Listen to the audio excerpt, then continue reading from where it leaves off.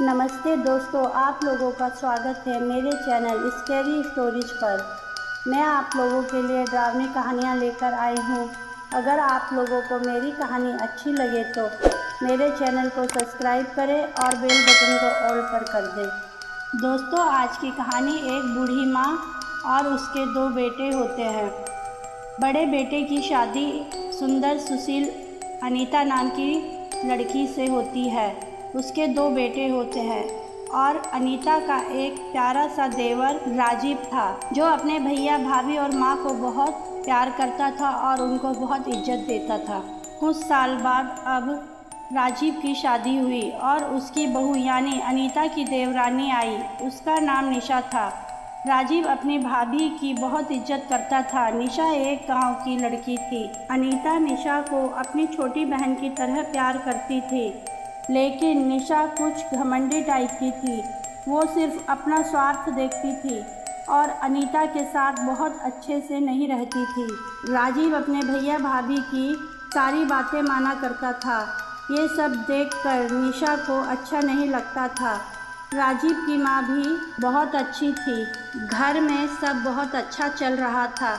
निशा सबके सामने अनीता से ठीक से बातें करती थी, लेकिन जब अकेले होती तो वो अनीता की कोई बात नहीं सुनती थी और उससे बातें भी नहीं करती थी। अनीता दिल की बहुत अच्छी थी, इसलिए उसे निशा की किसी बात का बुरा नहीं लगता था और दोनों मिल बांटकर सारा काम करती थी। लेकिन निशा को ये बात अच्छी नहीं लगती थी।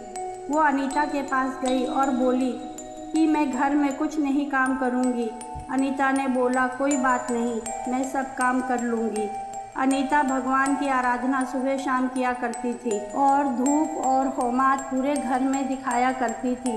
अनीता के ऐसे करने से निशा बहुत परेशान हो जाती है और एक दिन वो अनीता को कहती है कि तुम इस घर से कहीं और चली जाओ, नहीं तो मैं ये घर छोड़ दूँगी।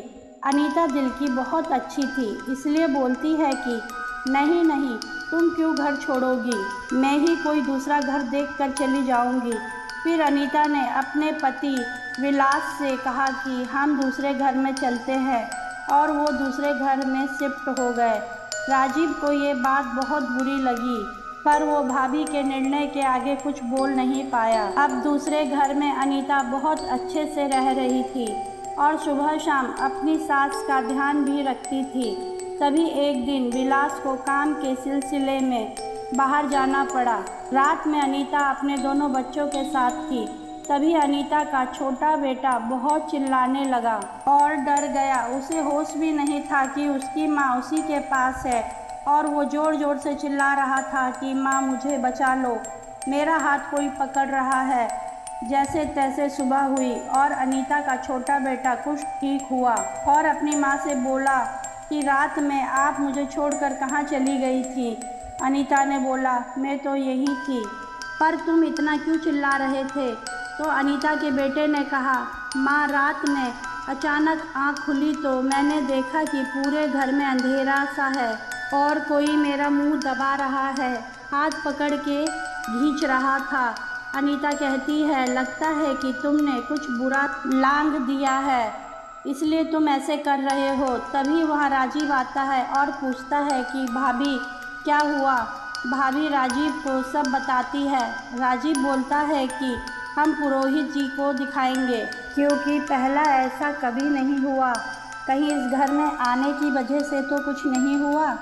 फिर अगले दिन अनीता रात को सो रही होती है और उसे लगता है कि कोई उसके ऊपर बैठा है और वो बहुत भारी है।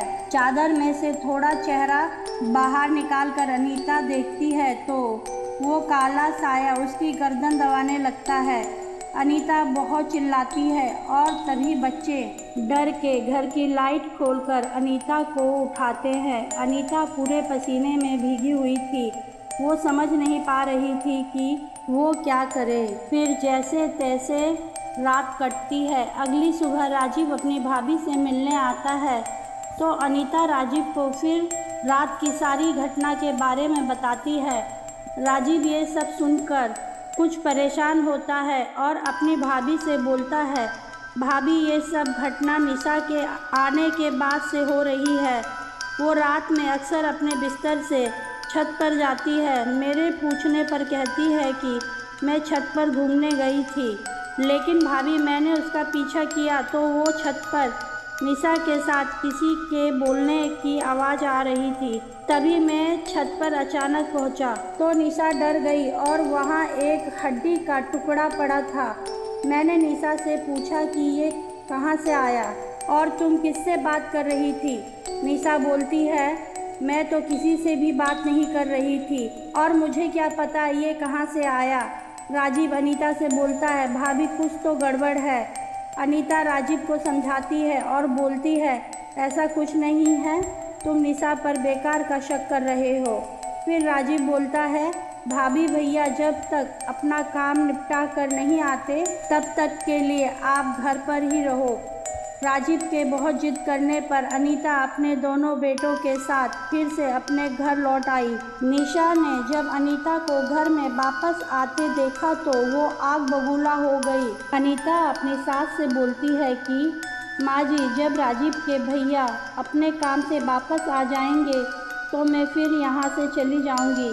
सास बोलती है, जैसा तुम्हें ठीक लगे वैसा करो, मैं तो चाहती हूँ कि तुम यहीं रहो। फिर शाम को अनीता निशा से मिलने के लिए उसके कमरे में जाती है, लेकिन निशा कमरे में नहीं होती तो वो छत पर निशा से मिलने के लिए जाती है। अनीता अभी छत पर पहुँचती ही है कि वो ये सब देखकर एकदम चौंक जाती है।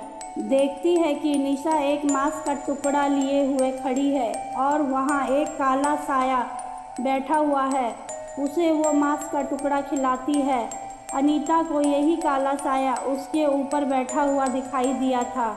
अनीता निशा को बोलती है कि तुम ये क्या कर रही हो, तो निशा पीछे मुड़कर देखती है कि अनीता पीछे खड़ी है। तो निशा हंसते हुए बोलती है कि अब मैं तेरा काम तमाम कर दूंगी। तू इस घर में रह रही थी तो मैं तेरा कुछ नहीं बिगाड़ पा रही थी, इसलिए मैंने तुझे दूसरे घर जाने को कहा और तू भी मूर्ख ये घर छोड़कर चली गई। तेरी पूजा पाठ के सामने मेरी शक्ति कमज़ोर पड़ रही थी, इसलिए मैंने तुझे यहाँ से निकलने को कहा और ये काला साया भी मैंने ही तुझ पर और तेरे बच्चों को मारने के लिए भेजा था, पर तू बच गई।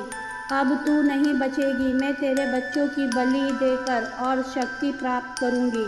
ऐसा कहकर निशा ने अनीता का गला दबाने के लिए हाथ बढ़ाया तो अनीता निशा को धक्का मारकर सीढ़ी से नीचे उतरने लगी।